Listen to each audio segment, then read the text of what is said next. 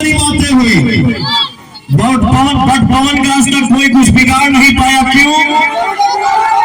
क्योंकि आपका आशीर्वाद मेरे पास है। मैंने बहुत पैसा कमाया, कमाता भी हूँ आप सबके आशीर्वाद से, बट पैसे की संपत्ति मेरे पास नहीं है, दुआ की संपत्ति है। इसके लिए पवन सिंह आज भी जिंदा है।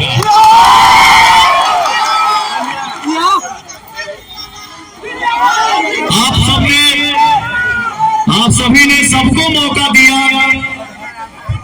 और भैया को दिल की बात बताऊं, मैं काराकाट लोकसभा में घूम रहा हूं, रोडे रोड, गाँव गाँव, बाजारे बाजार। विकास की बात क्या करेंगे लोग? यहाँ तो आने चलने के लिए रास्ता भी सही नहीं है, बाकी बात क्या करूंगा। बचपन में हम लोग जब यूपी में शो करने जाते थे, रिलैक्स महसूस होता था, आंख बंद हो जाता था। लेकिन जैसे खड़बड़ आया, आंख खोले के बिहार आ गया। फिर भी भैया हमारा देश इतना विकास किया, विकास कर रहा है, करेगा भी। लेकिन काराकाट लोकसभा में मैंने कभी कोई विकास का काम नहीं देखा।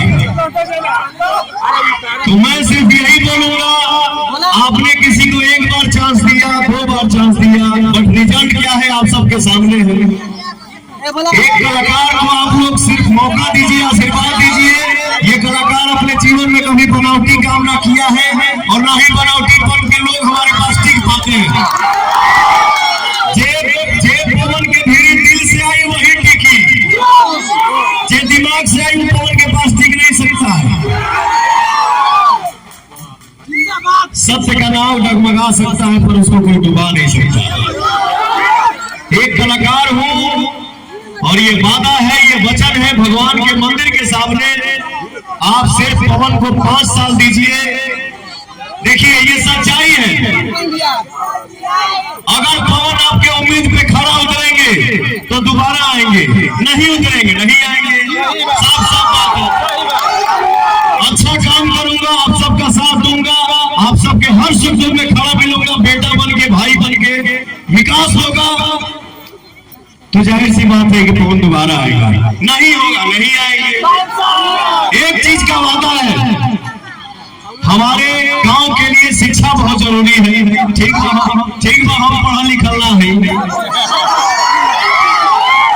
लेकिन भैया जरूरी नहीं है कि बाप नहीं पढ़ा है तो बेटा भी नहीं पढ़ेगा। हम नहीं पढ़े, हमारा समाज तो पढ़ेगा। तो भैया इतना भरोसा रखिएगा कि हमारे क्षेत्र में, हमारे लोकसभा में पढ़ाई और दवाई के लिए दूसरे जगह जाने की जरूरत नहीं होगी अगर आपका भाई विजय हो गया तो। बोलो शंकर भगवान की।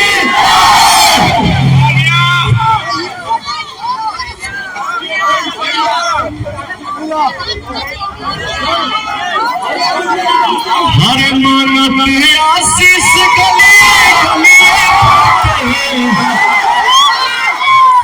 मानत आशीष गलिए बाटे, झोली ले खलिए बाटे हो।